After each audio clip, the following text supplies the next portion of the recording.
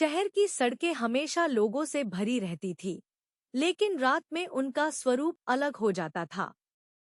गगनचुंबी इमारतों की नियन रोशनी लंबी छाया डालती है, जिससे ऐसा लगता है जैसे शहर स्वयं चल रहा हो।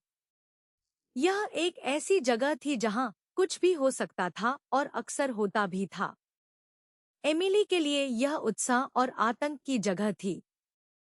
वह हमेशा अज्ञात की ओर आकर्षित रहती थी और ऐसा लगता था कि यह शहर उसे अनंत संभावनाएं प्रदान करता है। लेकिन उसे क्या पता था कि उसकी जिंदगी में एक बड़ा बदलाव आने वाला है।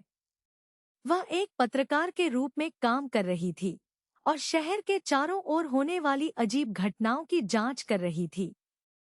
लोग लापता हो जाते थे और कुछ दिनों बाद वापस आ जाते थे और उन्हें यह भी याद नहीं रहता था कि वे कहाँ थे।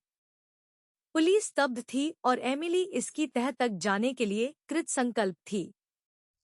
वह एक सुराग का पीछा कर रही थी, एक गुप्त सूचना जो उसे शहर के बाहरी इलाके में एक परित्यक्त गोदाम में ले गई थी।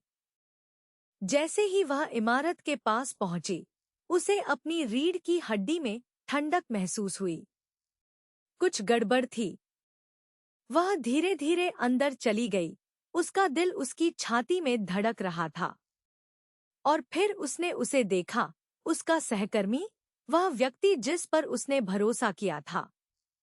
वह कमरे के बीच में खड़ा था, उसके चेहरे पर एक धूर्त मुस्कान फैली हुई थी।